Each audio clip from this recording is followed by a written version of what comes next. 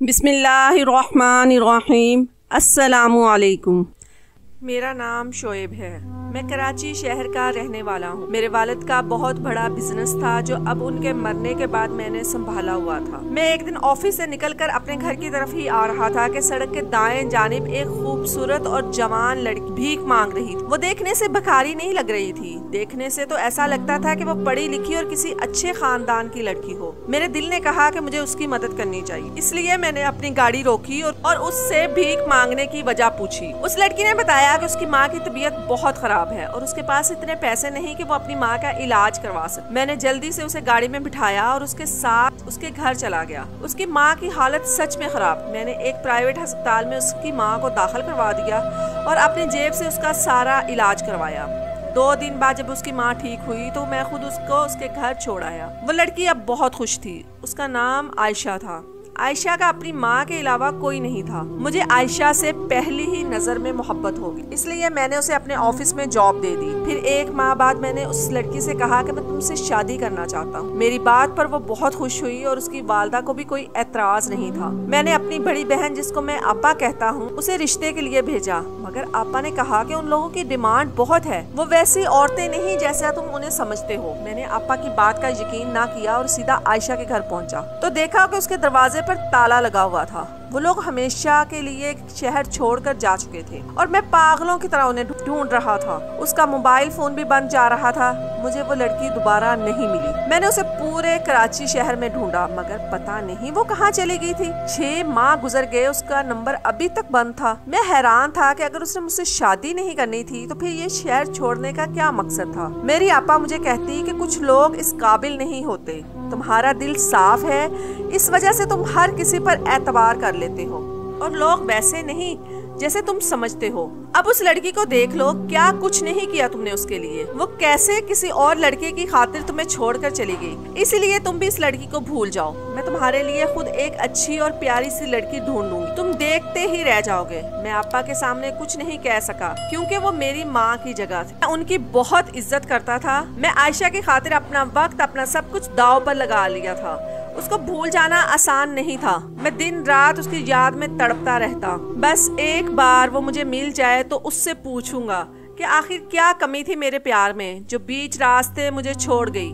मेरे एहसासात, जज्बात का तमाशा बनाकर मुझे सबके सामने रसवा कर गई। उसको पैसे चाहिए थे तो मुझे बताती, मैं अपना सब कुछ उसे लिख कर दे देता, पर उसे ऐसा नहीं करना चाहिए था। लड़कियां तो खुद मुझे प्रपोज करती थी, पर मैं एक सादा लड़की चाहता था जो मुझे सच्ची मोहब्बत दे सके। मैंने आयशा को तलाश करने में जमीनों आसमान एक कर दिया, पर न जाने वो दुनिया के कौन से कोने में छुप गई थी। वक्त गुजर रहा था और 2 साल गुजर गए जब आपा ने एक दिन कह दिया कि मैं अब तुम्हारी शादी करके ही रहूंगी। आखिर कब तक जाने वालों का सोग मनाओगे। जिन्होंने साथ निभाना होता है वो बीच रास्ते में छोड़कर नहीं जाया करते। मैं और तुम्हारा बहनोई सिर्फ तुम्हारी वजह से इस घर में रहते हैं। अब शादी कर लो ताकि मैं अपने घर में जा सकूं। आखिर कब तक मैं यहीं पड़ी रहूंगी। मेरी आपा और उसके शौहर इसी घर में रहते थे और वो मेरी सौतेली बहन थी, पर फिर भी मेरा बहुत ख्याल रखा। उसने जिंदगी के हर मोड़ पर मेरा साथ दिया था। मेरे बाबा ने 2 शादियां की। एक शादी अपने घर वालों की मर्जी से और दूसरी शादी खुद अपनी पसंद से की थी। बाबा की पहली बीवी से एक बेटी थी जो मेरी आपा है और वो मुझसे 8 साल बड़ी है, और मैं दूसरी बीवी से था जिसे बाबा ने पसंद की शादी की थी। और जिस दिन बाबा मेरी माँ को अपने घर लेकर आए थे तब मैं 2 साल का था। पहले तो दादा अब्बू ने हमारी बहुत मुखालफत की, मगर जब देखा कि मेरी माँ ने इन्हें इस घर का वारिस दिया है तो उन्होंने मेरी माँ को कबूल कर लिया और हम वहीं रहने लगे। जैसे जैसे मैं बड़ा होता गया मुझे अपने खानदान वालों से बहुत प्यार मिलता गया। दादा, दादी, अब्बू, फुफ्फो सब मुझे बहुत प्यार करते थे, मगर मेरी आपा मुझसे बहुत चिढ़ खाती। वो कहती थी कि तुम मनहूस हो, जब से आए हो मुझसे ज्यादा तुम्हें प्यार करते हैं सब। आपा मुझे मारती और बाबा कहते कि तुम दोनों बहन भाई हो। माएँ अलग अलग हुई तो क्या हुआ, मगर तुम दोनों मेरी औलाद हो। अगर ऐसे लड़ते रहे तो सब क्या कहेंगे कि दोनों बच्चे कितने बदतमीज हैं। मैं बाबा से कहता कि मैं आपा से नहीं लड़ता, वो खुद ही मुझसे झगड़ा करती हैं। मेरी माँ भी मुझे यही कहती थी कि कोई भी औरत, चाहे वो घर के अंदर हो या घर के बाहर, वो इज्जत के काबिल होती है। और तुम्हारी आपा तुमसे बड़ी है, कभी कुछ कह दे तो चुपचाप उसका कहना मान लेना और उनसे कभी बहस ना करना। बहनें बहुत मोहब्बत करने वाली होती हैं। मेरी इस बात पर बाबा मेरा माथा चूम लेते और आपा पाँव पटकती हुई कमरे में चली जाती। मैं बड़ा हो गया जब एक दिन माँ सीढ़ियों से गिरी और उनके सर पर गहरी चोट लगी, जिससे वो 2 दिन सांस तो लेती रही, मगर तीसरे दिन वो मुझे छोड़कर इस दुनिया से चली गई। मैं उस वक्त 11 साल का हो चुका था। मुझे ऐसा लगता कि जैसे मौत ने मेरे घर का रास्ता देख लिया, क्योंकि अगले 2 सालों में दादा और दादी भी फौत हो गए। बाबा बिल्कुल टूट कर रह गए थे। वो मेरे पहले से भी ज्यादा ख्याल रखने लगे थे और बड़ी माँ से कहते कि अब घर को संभालना तुम्हारी जिम्मेदारी है। वो बाबा के सामने मुझसे प्यार से बातें करते और जब बाबा कमरे में चले जाते तो मुझे कहती कि तुम मेरी सौतन की औलाद हो, अपनी माँ के साथ मर जाते तो अच्छा होता। जिस दिन से तुम माँ और बेटा हमारे घर में आए हो सबकी जानें ले ली हैं। पहले कैसे हमारे घर में खुशियाँ हुआ करती थी, तुम लोग मनहूस हो। जब से पड़ा है तुम लोगों का साया, खुशियाँ भी उस घर से रूठ चुकी हैं। वो मुझे धत्कारती हुई कमरे से चली गई। मैं कितनी देर सोचता रहा कि मेरा क्या कसूर था। क्या मैं वाकई मनहूस हूँ? क्या वाकई हमारे आने से ये घर खाली हो गया है? मेरी आंखों के सामने मेरी माँ आ जाती और वो कैसे रोती थी मरने से पहले। बाबा से बहुत कहती थी कि मेरे साथ अजीबोगरीब वाकयात होने लगे हैं। कभी कोई मेरे नए कपड़ों को काट देता है, कभी खाना बनाती हूँ तो नमक तेज हो जाता है और कभी कोई खाने को जला देता है। मैं खुद हैरान रह जाता कि ये सब कुछ कैसे हो जाता है। बाबा कहते कि ये सब तुम्हारा वहम है। माँ कहती कि ये मेरा वहम नहीं, जब से यहाँ आई हूँ मेरे साथ सब कुछ उल्ट ही हो रहा है। कभी कोई फोन करके मुझे अजीब किस्म की आवाजों में डराता है, पर मुझे उसकी समझ नहीं आती। और बाबा कहते हैं कि ऐसा कुछ भी नहीं, तुम खुद उल्टा सीधा सोचती रहती हो। और माँ कहती कि मैं आपको नंबर दिखाती हूँ, मैं झूठ नहीं बोल रही। और जैसे ही माँ ने मोबाइल को देखा तो उस रहा था ना, तुम्हें वहम हो गया है। मैं तो कहता हूँ कि किसी दिमाग वाले डॉक्टर के पास चलते हैं। सारा दिन टीवी ड्रामे देखकर तुम्हारा दिमाग पर असर हो गया है। माँ कहती कि मैं सारा दिन घर के काम करती हूँ। आपकी माँ जी ने मुलाजमों की छुट्टी करवा दी है और सारा काम मुझसे करवाती हैं। मैं अब उनके ताने सुनते सुनते थक चुकी हूँ। मैं इस वक्त बहुत छोटा था, मगर मुझे अपनी माँ की बातों पे यकीन था। इस घर में ऐसा कौन था जो मेरी माँ को तंग कर रहा था? मुझे जानना था। पर तभी माँ की डेथ हो गई और वो सीढ़ियों से कैसे गिरी समझ नहीं आया। सबने कहा मेरी माँ को दिमागी मसला था, इस वजह से खुद गिर गई, जबकि मेरी माँ बिल्कुल नॉर्मल थी। किसी का कुछ नहीं गया, सब अपनी जिंदगी में मसरूफ हो गए, पर मेरी जिंदगी रुक गई। मेरी तो माँ चली गई थी, जिनके जाने के बाद मैं बिल्कुल अकेला हो गया। बाबा मुझे बड़ी माँ यानी मेरी सौतेली माँ के हवाले कर दिया था और वो अपने कारोबार को देख रहे थे, पर मुझे कोई नहीं संभालता। मैं नौकरों के आसरे पर था, वो भी अपनी मर्जी करते, उनको भी कोई नहीं पूछता। एक बच्चा जिसकी माँ नहीं थी, उसका कोई भी नहीं था। जिस दिन मेरी माँ इस दुनिया से गई उस दिन मेरी खुशियाँ भी उन्हीं के साथ चली गई। मैं स्कूल से कॉलेज में पहुंच चुका था जब आपा की शादी हुई और वो शादी के बाद यहीं रहने लगी, क्योंकि बड़ी माँ उसे अपनी आंखों से दूर नहीं करना चाहती थी। और फिर एक दिन रोड एक्सीडेंट में बाबा और बड़ी माँ की डेथ हो गई। वो दोनों एक अजीज की शादी पर जा रहे थे कि गाड़ी के टक्कर एक बस से हो गई और वो दोनों मौके पर ही फौत हो गए। उसके बाद सब कुछ मेरी आपा और मेरे बहनोई ने संभाल लिया, पर बाबा के वकील ने बताया कि मेरे बाबा पहले ही सब कुछ मेरे नाम कर चुके हैं और मेरी माँ इकलौती थी, उनका सब कुछ पहले ही मेरे नाम पर था। आपा को बाबा ने शादी के वक्त उनका हक दे दिया था, लेकिन इस बात का मुझे नहीं इल्म था। आपा सदमे में थी, मैं उनका बहुत ख्याल रखता और देखते ही देखते आपा मेरे साथ ठीक हो गई। उस दिन बहुत खुश था। आपा कहती है कि बड़ी बहनें भी माँ की जगह होती है, कभी खुद को अकेला नहीं समझना। मैं पुरसुकून हो गया था, अब मैं अपनी तालीम को अच्छी से जारी रख सकता था। एक दिन आपा ने कहा कि जब तक तुम्हारी शादी नहीं हो जाती मैं और तुम्हारा बहनोई यहीं रहेंगे। अब माँ बाप के बाद मेरा तुम्हारे अलावा है कौन? मैंने कहा कि आपा आपको कभी भी कहीं जाने की जरूरत नहीं, आप यहीं रहेंगी। तब आपा ने कहा कि क्या पता कि कल को तुम्हारी बीवी आ जाए, वो मुझे इस घर में बर्दाश्त ना करे तो मैं कहाँ जाऊंगी? मेरे ससुराल वाले क्या बोलेंगे कि इतने साल जिस भाई के घर में रह रही थी उसी ने घर से निकाल दिया। तुम ऐसा करो, इस घर को मेरे नाम कर दो। मैंने कहा आपा ये कौन सा बड़ी बात है, ये घर जितना मेरा है उतना आपका भी है, मैं आपके नाम कर दूंगा। आपा बहुत खुश हुई। वक्त गुजरता गया, मैंने अपनी तालीम मुकम्मल की और ऑफिस जाने लगा और बाबा का सारा कारोबार संभाल लिया। आपा ने मेरी शादी अपनी पसंद की एक लड़की से। शादी के रात ही मेरी बीवी की तबीयत खराब हो गई। मैं जल्दी से उसे अस्पताल लेकर पहुंचा तो वो मर चुकी थी। मेरे सास ससुर भी वहीं अस्पताल आ गए। उन्होंने पुलिस बुलवा ली और मुझ पर इल्जाम लगा कि मैंने उनकी बेटी को मारा है। मेरे ससुर ने मुझे मारा भी था। फिर मुझे पुलिस पकड़ कर ले गई। बड़ी मुश्किल से 3 माह बाद मेरे बहनोई ने मुझे पुलिस से आजाद करवाया। मैं अब नई जिंदगी जीने लगा था। फिर मुझे आयशा मिली, उससे मुझे मोहब्बत हो गई, मगर अचानक से वो भी गायब हो गई। मुझे लगता था कि मैं वाकई मनहूस हूँ जो सबकी खुशियों को खा जाता हूँ। आपा के इसरार पर मैंने दूसरी शादी उनकी एक दोस्त की बेटी से कर ली, मगर शादी के रात मेरी दूसरी बीवी भी मर गई। मैं बहुत गमज़दा था क्योंकि ये दूसरी बार था। अब तो कोई लड़की मुझसे शादी को भी राजी नहीं थी। मैंने आपा से साफ साफ कह दिया कि मुझे शादी नहीं करनी, बल्कि मैं ये मुल्क छोड़कर यहाँ से जा रहा हूँ। आपा ने रोना शुरू कर दिया, कहने लगी कि तुम चले जाओगे तो मेरा क्या होगा? मेरा एक ही तो भाई है, पर मैं अब अपनी जिंदगी से थक चुका था। 30 साल की उम्र में बहुत कुछ देख लिया था।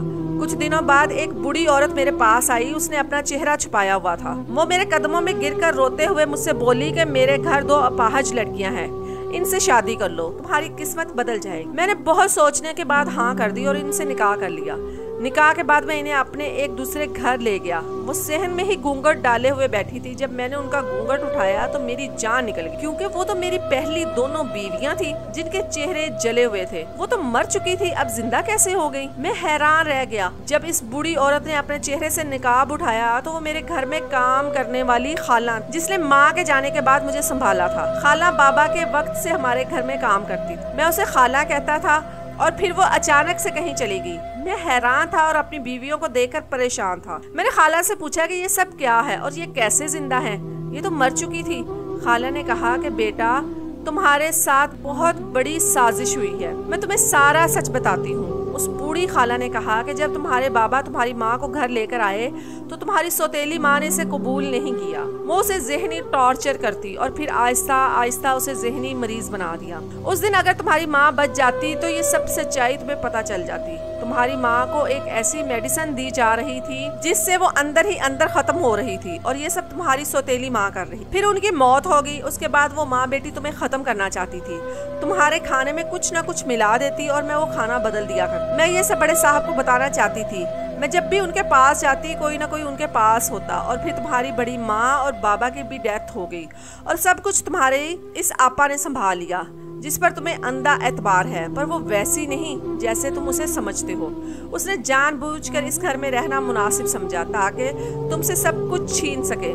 जब उन्हें पता चला कि सारी जायदाद आपके नाम है और इन्हें कुछ भी नहीं मिलने वाला, तब उन दोनों मियाँ बीवी ने सोचा कि क्यों ना तुम्हारी जिंदगी बर्बाद कर दी जाए ताकि तुम खुद ही सब कुछ उनके हवाले करके इस मुल्क से चले जाओ और कभी दोबारा शादी ना करो। जिस लड़की को तुम पसंद करते थे वो खुद नहीं भागी।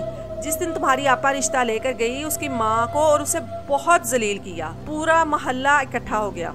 पुलिस को बुलवाकर जबरदस्ती उनको ये शहर छोड़ने का कहा गया था। मैं भी उस दिन उनके साथ थी। मैंने घर आकर तुम्हारी आपा से कहा कि बेटी ऐसा मत करो, शोएब आयशा से बहुत प्यार करता है। तब तुम्हारी आपा ने कहा कि बुढ़िया अपनी औकात में रहो, इस घर के फैसले सिर्फ मैं ही कर सकती हूँ। शोएब ने मेरे बाप की सारी जायदाद पर कब्जा कर लिया। मैं गुलाम बनकर रह गई। मैं उनसे सब कुछ छीन लूंगी, उसे ऐसी अजियत में रखूंगी जिसमें मैं और मेरी माँ रही हैं। मैं मरते दम तक उसे सुकून में नहीं रहने दूँ, हर खुशी छीन लूंगी। फिर इसके बाद तुम्हारी आपा ने तुम्हारी शादी की और तुम्हारे आने से पहले दुल्हन को दूध में मिलाकर ऐसी दवा दी जिससे वो शदीद तकलीफ का शिकार हुई और डॉक्टर को पैसे दिए गए, जिसने कहा कि तुम्हारी बीवी मर गई है और तुम्हारी आपा ने तुम्हारे सास ससुर को खरीद लिया था। बहुत बड़ी साजिश के साथ आपको जेल भेजा गया जबकि आपकी बीवी जिंदा थी। मैं आपकी पहली बीवी को साथ ले गई क्योंकि अब वो अपने माँ बाप के साथ भी नहीं रहना चाहती थी। फिर दूसरी बार भी आपके साथ यही हुआ और मैं आपकी दूसरी बीवी को भी अपने साथ यहाँ ले आई और इनका इलाज करवाती रही। इनके आधे जले चेहरों के साथ वो कहीं नहीं जा सकती थी। उनके घर वालों ने भी उनको कबूल नहीं किया और उनका आधा चेहरा आपकी आपा ने जलाया था ताकि ये लड़कियाँ कभी आपके सामने भी आए तो आप इनको पहचान ना सको। खाला ये सब कुछ बताकर चुप हो गई और मैं पत्थर का हो चुका था। मुझे मेरी बहन, जिसको मैंने माँ का दर्जा दिया था, वो ही मेरी दुश्मन निकली। जिस पर मैं अंधा एतबार कर रहा था वो मेरी खुशियाँ छीन लेना चाहती थी। मैं अपनी दोनों बीवियों को साथ लेकर अपने घर आ गया। मैं जैसे ही घर पहुंचा, आपा चाय पी रही थी और उसका शौहर उसे कह रहा था कि आखिरकार हमारा प्लान कामयाब हो ही गया। तुम्हारा पागल भाई मुल्क छोड़कर जा रहा है, उसकी टिकट कंफर्म हो चुकी है। उसके बाद ये सारा बिजनेस पैसा हमारा होगा, ऐश करेंगे। अचानक उनकी नजर मुझ पर पड़ी तो उनके चेहरे का रंग बदल गया। वो अपनी जगह से उठ खड़ी हुई। मेरी बीवियां भी मेरे साथ थी। मैंने आपा से कहा कि मैं अपनी जिंदगी में सब कुछ बर्दाश्त कर सकता हूँ, पर आपने जो तकलीफ इन दो लड़कियों को दी है मैं वो बर्दाश्त नहीं कर सकता। मैं आपको अपनी माँ समझता था। मैंने आप पर बहुत ज्यादा भरोसा किया और आपने मुझे क्या दिया। आप एक बार साफ साफ मुझे कह देती कि मेरे भाई मुझे ये सब शानो शौकत दौलत जायदाद सब कुछ चाहिए, मैं सब कुछ आपके नाम कर देता। आप मेरी जान भी मांगती तो वो भी मैं आपको दे देता। क्योंकि मैं आपसे बहुत मोहब्बत करता था, आपकी खातिर कुछ भी कर सकता था। मेरी माँ तो कहती थी कि बहनें अपने भाइयों से बहुत मोहब्बत करती हैं, कभी इनका बुरा नहीं चाहती। माँ के बाद बहन होती है जो सबसे ज्यादा अपने भाई से प्यार करती है, पर आपने ये सब क्या कर दिया। मैं रो रहा था कि अचानक से मेरे बहनोई ने मुझ पर गोली चला दी, पर वो गोली सीधी मेरी बीवी को लगी। आपा ने कहा कि मैं तुमसे नफरत करती हूँ, इतनी नफरत कि तुम सोच भी नहीं सकते। इससे पहले कि आपा मजीद कुछ बोलती, पुलिस भी आ चुकी थी और दोनों मियाँ बीवी को पकड़ कर ले गई। मैं अपनी बीवी को अस्पताल लेकर पहुंचा तो डॉक्टर ने कहा कि इसकी डेथ हो चुकी है। मुझे कुछ समझ नहीं आ रहा था, ऐसा लग रहा था कि मैं पागल हो जाऊंगा। कुछ माह बाद मैंने अपनी दूसरी बीवी की सर्जरी करवाई और वो अब बिल्कुल ठीक हो गई है।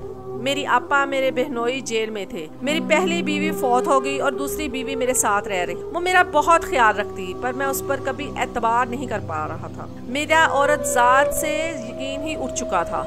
मुझे सब धोखेबाज लगते थे। आपा और उसका शौहर जेल में थे और आपा का ज़हनी तवाज़ुन बिगड़ चुका था और उसके शौहर को मैं किसी सूरत बाहर नहीं आने दे रहा था। वक्त गुजरता गया, जिंदगी मामूल पर आ गई। जब एक दिन पता चला कि मेरी बीवी कभी माँ नहीं बन सकती। वो बहुत रही, उसने अपना बहुत इलाज करवाया, पर डॉक्टर्स ने कहा कि वो बांझ है। उसने मुझे कहा कि आप दोबारा से शादी कर ले। मैंने कहा कि मुझे औलाद की कोई चाहत नहीं, इसलिए दोबारा कभी मुझे शादी का ना कहना। मगर वो औलाद की खातिर पागल हो रही थी। जब उसने खुदकुशी की कोशिश की तो मजबूरन मैं मान गया। मुझे अपनी जिंदगी तमाशा लग रही थी, पर शादी की रात मुझे अपनी जिंदगी की सबसे बड़ी खुशी मिली। जिससे मेरी शादी हुई वो लड़की आयशा थी, जिससे मैं मोहब्बत करता था, जो मुझे आपा की वजह से छोड़कर चली गई थी। जो कुछ हुआ था मैंने उससे माफी मांगी, मैंने अपनी मोहब्बत पा ली। वो इत्तेफाक से मेरी पहली बीवी की दोस्त थी।